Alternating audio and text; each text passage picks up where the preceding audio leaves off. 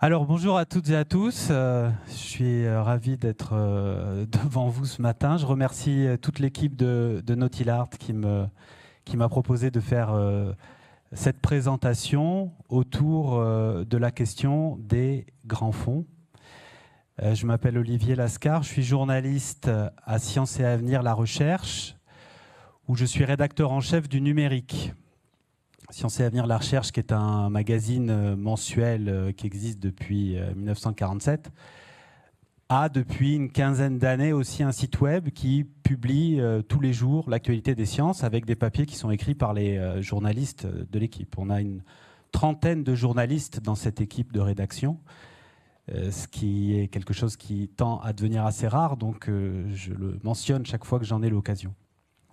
Quand on est rédacteur en chef d'un support, d'un site web, si on va dans la métaphore maritime, on peut dire qu'on est le capitaine, mais moi j'aime bien plutôt l'image de la vigie, celui qui est, comme dans les films d'Errol Flynn ou dans les BD d'Astérix, qui est tout en haut du mât dans le tonneau et qui regarde au loin ce qui se passe.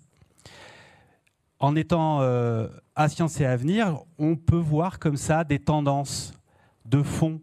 C'est le cas de le dire. Et s'agissant de la mer, il est en train de se passer quelque chose de très particulier, d'historique, avec cette perspective d'une exploration à brève échéance, pas d'une exploration, d'une exploitation à brève échéance des minerais qui sont dans le fond de l'eau depuis que le monde est monde. Mais jusqu'à présent, on n'allait pas les chercher. Et peut-être qu'après-demain, eh ben, ça va arriver. Avec quelles conséquences sur la machinerie planétaire globale, on ne le sait pas précisément et c'est ce dont je vais essayer de vous parler pendant cette présentation. Alors, si je fais cette présentation aussi, c'est parce que, m'étant intéressé au sujet depuis quelque temps, j'ai écrit un bouquin qui s'appelle Abyss, l'ultime frontière, et qui sort dans quelques jours maintenant et dont j'ai amené quelques exemplaires ici. Alors, voilà.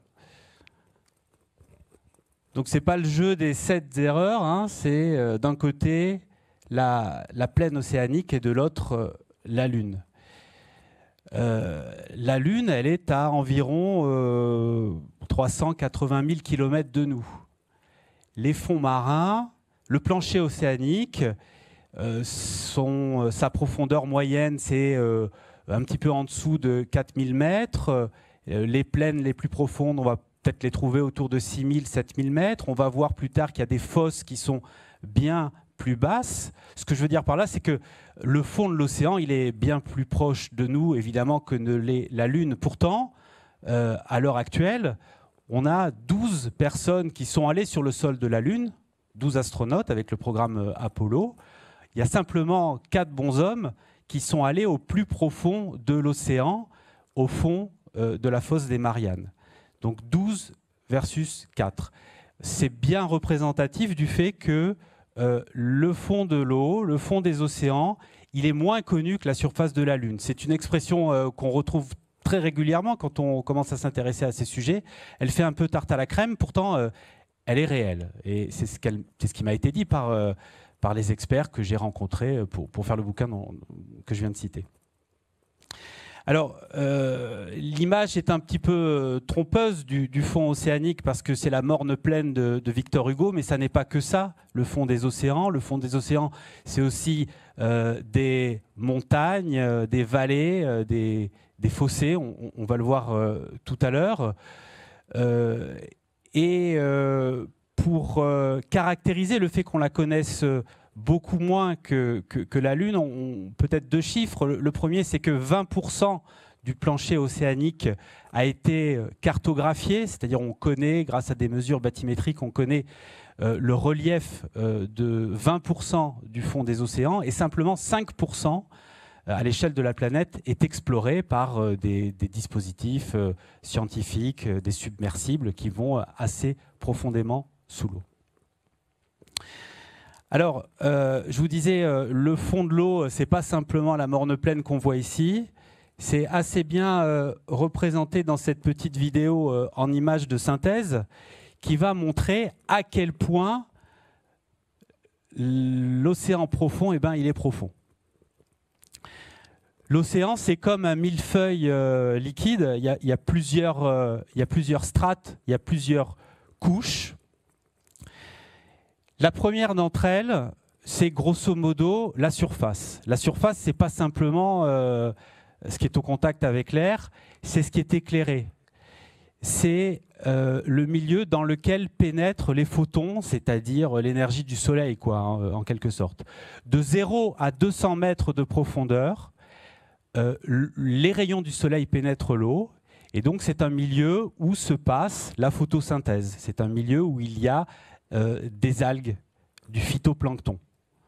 En dessous de 200 mètres, de 200 à 1000 mètres, on est dans un milieu qui est beaucoup moins éclairé, beaucoup moins, mais quand même, il y a un petit pouillème de photons qui parvient à trouver son chemin. Les spécialistes appellent ça la zone crépusculaire. Il se passe quand même des choses à l'intérieur de cette zone-là, entre 200 et 1000 mètres. En dessous de 1000 mètres, on rentre dans le monde des abysses. Il n'y a pas une définition scientifique stricte de ce que sont les abysses. On ne dit pas passer cette limite, votre billet n'est plus valable. Mais en gros, passé 1000 mètres, on est dans un environnement où il fait très froid, où il fait très noir, il n'y a plus de photosynthèse, il y a tout un autre univers de mécanismes qui se mettent en place. Et en dessous de 1000 mètres, on est dans le monde des abysses. Ce monde des abysses, il peut être lui-même découpé en plusieurs autres tranches. Les spécialistes le font. Et notamment, la toute dernière tranche, qu'on appelle on utilise le nom de Hadès, le dieu des enfers, pour la caractériser. L'adjectif, c'est Hadal. C'est dire à quel point on est dans un univers, d'ailleurs fantasmatique, hein, dans la mythologie grecque. C'était le lieu d'accès au royaume des morts, aux Tartares. Bon. Ça, c'est les fosses océaniques qui vont bien au-delà de 6000 mètres, qui vont jusqu'à 11 000 mètres de profondeur. Alors, cette vidéo, il y a un message inconscient, qui n'est pas du tout le message de cette vidéo, mais le message inconscient, quand on voit la tour Eiffel, la statue de la liberté, le message inconscient, c'est quand même l'océan, c'était pendant des temps et des temps l'endroit où on mettait la poussière sous le tapis, quoi. Il y a une perspective qui a radicalement changé à cet égard ces dernières années. C'est tout récent. Quand il y a eu la COP à Paris, en 2015, in extremis, on a mis dans le document, on a fait mention de l'océan et on a fait mention du rôle de l'océan dans la machinerie climatique. In extremis, une expression très sibylline, mais dans ces grands conciliabules internationaux, on se bat au mot près. Donc c'était déjà la marque de quelque chose d'important. Depuis, l'ONU a décidé en 2021 d'ouvrir la décennie pour les sciences de l'océan pour le développement durable, en lançant tout un paquet d'études scientifiques et pour médiatiser le rôle de l'océan. La France, Macron a décidé dans le plan France 2030 de faire de l'exploration des fonds marins une des priorités nationales. Donc il se passe quelque chose de l'ordre de la prise de conscience du rôle de l'océan ces dernières années. C'est extrêmement récent. Ça ne veut pas dire que la partie est gagnée, parce qu'il se passe encore des trucs en ce moment complètement aberrants. Il y a même pas 6 mois, on a appris par exemple que l'ancien porte-avions Foch français, qui avait été vendu au Brésil et qui depuis avait changé de nom, jugé trop vétuste, impossible à démantibuler, etc., ils ont décidé, pour s'en débarrasser, de le couler purement et simplement à quelques centaines de mètres des côtes au fond de l'océan Atlantique. Donc il se passe encore des choses qui peuvent paraître complètement abracadabrantesques. Alors, j'ai mis là cette image du sous-marin Titan, qui, évidemment, dans le drame qui s'est passé il y a quelques mois maintenant, incarne la difficulté d'accès à ce milieu. Vous vous souvenez que le Titan avait plongé avec 5 personnes à son bord pour aller voir l'épave du Titanic.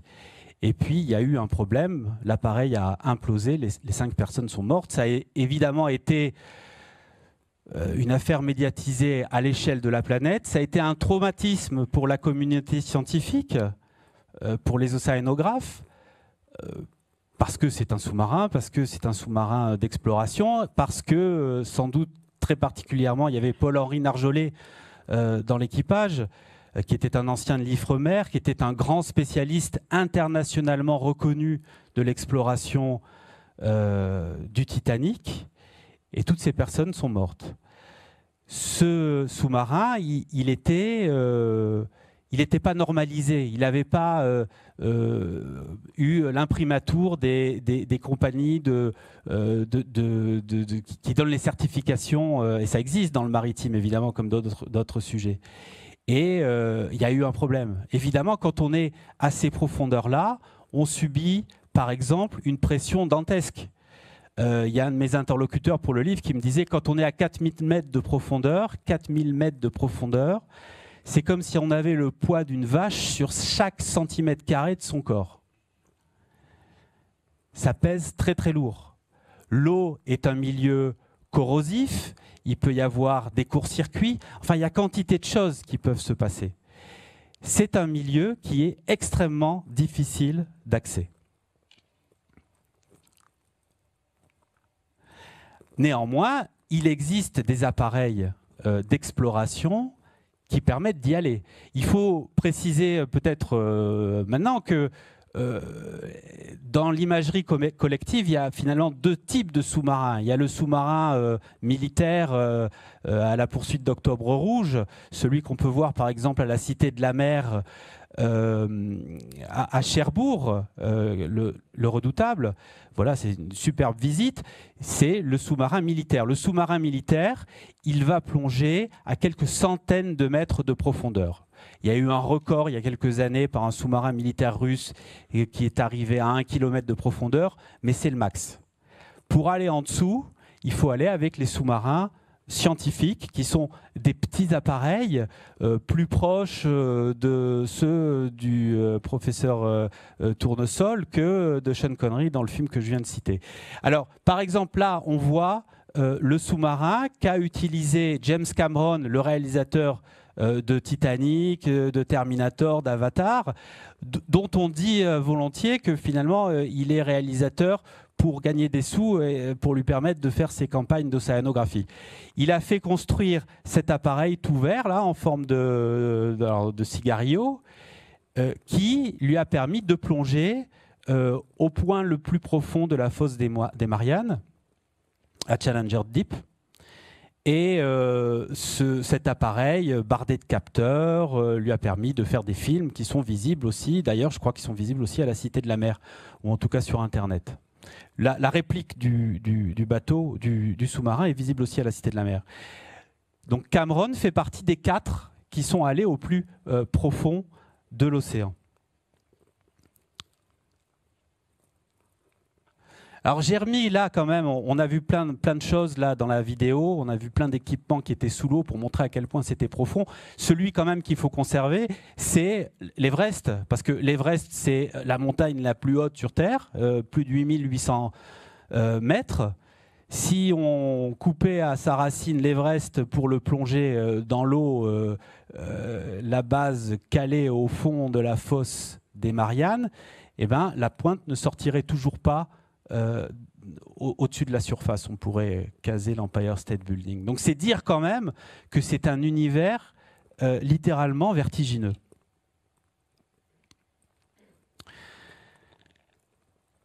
Les abysses, la grande profondeur, cet univers tout noir, froid, entre 1000 mètres et jusqu'au fond, c'est un univers qui est relativement homogène, avec une température qui va faire entre 1 et 4 degrés, une pression 100 à 1000 fois supérieure à ce qu'elle est à la surface. On a longtemps cru, évidemment, que c'était un environnement hostile à la vie, dans laquelle on ne pouvait rien trouver. Ce n'est pas le cas. On sait maintenant que ce n'est pas le cas. Ça, c'est une image qui a été prise lors d'une plongée sur la fosse des Mariannes. C'est un requin lutin qui est en train de faire pitance. Il y a plein d'autres animaux avec des trognes plus ou moins fantasmagoriques qu'on peut retrouver dans les abysses. Il y en a une qui est très célèbre, c'est la baudroie des abysses. Vous savez, c'est ce poisson avec une gueule un peu monstrueuse et qui a une sorte de loupiote qui est accrochée au-dessus, au niveau de son front. C'est comme une canne à pêche, parce que la lumière qui est au-dessus, qui est au bout de la loupiote, attire les petits poissons qui pensent que c'est une proie à avaler, et quand ils arrivent à proximité, bah c'est la proie qui les avale. Donc il existe quantité d'espèces animales sous l'eau, dans les grandes profondeurs. Il y a un programme scientifique qui s'appelle le Census of Marine Life, qui, il y a une dizaine d'années, avait procédé à un recensement de la vie aquatique, un recensement de ce qu'on sait aujourd'hui. On estime qu'il y a de l'ordre de 250 000 espèces animales marines cartographiées, enfin, dont on sait ce qu'elles sont, mais qu'il y aurait entre 1 et 10 millions d'espèces encore inconnues à découvrir. Donc c'est extraordinaire, quoi. Les extraterrestres, on les cherche en regardant le ciel, il faudrait plutôt les regarder, les chercher sous l'eau. Alors, ce milieu incroyablement difficile d'accès, en corollaire, on a longtemps cru que c'était un milieu qui était préservé. Il n'en est rien, évidemment. Vous savez qu'on parle on dit que nous vivons l'ère anthropique, enfin celle où l'espèce humaine a mis son empreinte délétère sur l'entièreté du globe.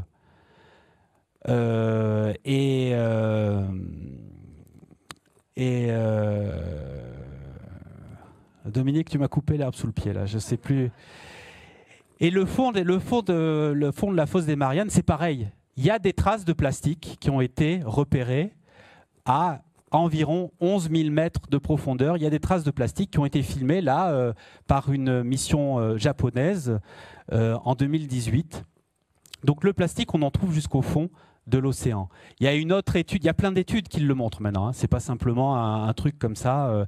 Il y a eu par exemple un travail qui a été fait sur le PCB, un produit chimique qu'on a beaucoup trouvé dans des dispositifs électroniques. Le pyralène, c'était le nom commercial, par exemple, du PCB en France pendant un bon moment. Maintenant, il est interdit, mais on en trouve toujours des traces, puisqu'il y a une forme de rémanence extrêmement lente dans ces milieux-là. Du PCB, on en a trouvé dans l'organisme de petits crustacés qui ont été prélevés à 10 000 mètres de profondeur. Donc la pollution humaine, elle est déjà dans les abysses. Alors, on a vu le vaisseau, le submersible de Cameron, qui fait partie de ceux qui permettent de battre les records pour aller à 10 000 mètres de profondeur. Il y a d'autres sous-marins scientifiques qui sont plus usuels et qui permettent de plonger à 6 000 mètres environ pour faire des campagnes d'exploration scientifique. Là, on voit par exemple le Nautile français qui est encore en service, qui pourrait prendre sa retraite en 2026. L'affaire n'est pas jouée. Mais enfin, le Nautile fonctionne encore. Alors le Nautile, c'est un appareil qui est construit autour d'une sphère en titane. C'est la géométrie et le matériau qui résistent le mieux à la pression des grandes profondeurs. Une sphère de titane qui fait 2 mètres de diamètre. À l'intérieur de cette sphère, on met 3 personnes, simplement 3 personnes. Il va y avoir un pilote, un copilote, un scientifique. Le pilote et le scientifique, ils sont couchés sur le ventre pendant toute la durée de la plongée. Ils regardent par le hublot. Il y en a un qui va manipuler le bras télescopique qui est à l'avant de l'appareil, qu'on ne voit pas forcément sur cette image, mais qui permet de prélever ce que le scientifique juge intéressant de prélever pour le mettre dans un panier ventral qui est sous le sous-marin et ce qui permet de le remonter à la surface. Et le seul qui soit debout, c'est le pilote ou le copilote qui est plutôt à l'arrière de la sphère et qui est en communication avec la surface. Communication par signaux acoustiques, parce que le monde du silence est incroyablement imparfaitement nommé, puisque la seule chose qui circule dans l'eau et à grande profondeur, c'est au contraire le son. Donc le monde du silence, il n'est pas du tout silencieux. À côté, il y a encore une image de la Cité de la Mer. Voilà, on va croire que je suis mandaté par la Cité de la Mer, c'est pas le cas. Mais je l'ai visité il n'y a pas longtemps. Et alors, quand on arrive, il y a un hall, puisque c'est dans une ancienne gare maritime, il y a un hall qui est extraordinaire parce que ça ressemble à la grande galerie de paléontologie du Muséum d'histoire naturelle à Paris, avec comme ça, en ribambelle, non pas des animaux, mais des équipements qui ont permis, depuis plusieurs décennies, d'aller plonger au fond de l'eau. Donc il y a certains exemplaires sont les originaux, d'autres sont des copies, et il y a... qu'est-ce qu'il y a, Dominique? Je ne comprends pas. Il faut s'arrêter déjà? Non. Quelle heure il est? Alors, bon, donc j'accélère, quoi, c'est ça? Hop. Alors, ça, c'est un scientifique britannique qui s'appelle Edward Fobbs. Edward Fobbs est celui qui, au mi-temps du 19e siècle, a eu la première démarche scientifique pour essayer d'imaginer qu'est-ce qu'il y avait au fond de l'eau, au fond des océans, et il a établi ce qu'on a appelé l'hypothèse azoïque, qui est très rapidement devenue un dogme, et qui consistait à dire que justement, au-delà de 600 mètres de profondeur, il n'y avait plus rien. Il s'est complètement trompé, mais ça a été le dogme pendant des années. Finalement, assez peu de temps, parce qu'au bout de 15 ans, alors que des câbles sous-marins commençaient à être installés entre les continents, des câbles de télécommunication, on s'est rendu compte qu'il y avait au contraire de la vie au fond de l'eau. Parce que ces câbles, évidemment, il leur arrivait de tomber en panne, il fallait les remonter à la surface. Et quand on a commencé à les remonter à la surface, on a vu qu'il y avait tout un tas de bestioles qui avaient colonisé ce milieu. Et c'est à ce moment-là qu'on a commencé à comprendre qu'il y avait de la vie au fond de l'eau. Une des premières bestioles qui a été décrite par le scientifique français Milne Edwards, il l'a appelée Thalassio quelque chose, Telegraphicus. Alors, c'est rigolo, mais au-delà de ça, ça permet de montrer à quel point la connaissance scientifique elle est entremêlée avec l'exploitation économique et industrielle des milieux. Ces espèces-là, on ne les a découvertes que parce que, d'un point de vue sociétal, on a décidé qu'il était intéressant d'installer des câbles au fond de l'eau. Et c'est un peu la même problématique qui se passe finalement aujourd'hui sur la question de l'exploitation des équipements. Là, c'est le bateau, le HMS Challenger, qui pendant quelques années, de 1872 à 1876, a fait justement des campagnes d'océanographie pour aller prélever les milieux profonds, pour voir quels animaux pouvaient y vivre, pour faire des mesures bathymétriques, pour faire la cartographie des fonds marins. Justement, une campagne qui avait été mobilisée parce qu'on s'était rendu compte, après la découverte des espèces sur les câbles, qu'il y avait bien de la vie dans les grands fonds. De la vie et puis des éléments, des nodules polymétalliques qui ont été pêchés dès l'époque du Challenger. Les nodules polymétalliques, ça fait partie de ces minerais qui aujourd'hui trouvent un intérêt très particulier aux yeux des industriels. Parce que ça ressemble à des patates, qui se sont constituées sur des millions d'années grâce à la précipitation de particules métalliques qui sont naturellement dans l'eau. Et aujourd'hui, on s'y intéresse beaucoup parce que ces matériaux-là pourraient être intéressants pour les industries de transition. Ça, c'est un fumeur noir. Ça a été découvert plus tardivement, en 1977. C'est aussi un environnement qui est recouvert de croûtes de matériaux, de métaux, qui sont intéressants pour l'industrie. Si on les appelle... Alors peut-être, Enzo, tu peux mettre du son là, parce qu'on entend le son de la cheminée. Bon, on ne l'entend pas, mais si vous vous souvenez des locomotives à vapeur, c'est kiff-kiff bourricot, hein. Donc ces environnements-là ont d'abord commencé à intéresser les scientifiques parce qu'ils ont découvert que c'était des oasis de vie absolument extraordinaires dans des environnements qui étaient très pauvres en vie. Des oasis de vie parce que c'est un milieu où la photosynthèse n'existe plus puisqu'il n'y a plus de lumière, mais à la place, il y a la chimiosynthèse, c'est-à-dire que des éléments minéraux sont utilisés par les espèces vivantes pour créer de la matière organique. Et on trouve des animaux très diversifiés qui vont vivre en symbiose avec des bactéries. Par exemple, ces crevettes-là, elles ont des grosses têtes parce que à l'intérieur de leur crâne, enfin de leur tête, il y a des bactéries qui leur permettent de vivre littéralement. Et sans ces bactéries qu'elles attrapent sur les cheminées, elles ne pourraient pas vivre. Là, l'image de la Galatée yéti, hein, qui est unique en son genre, c'est-à-dire qu'on n'en a pêché qu'une. Elle a été découverte par un scientifique français lors d'une campagne d'exploration dans un des sous-marins qu'on a vu tout à l'heure. Les Galatées sont des crustacés comme les écrevisses et les crabes, etc.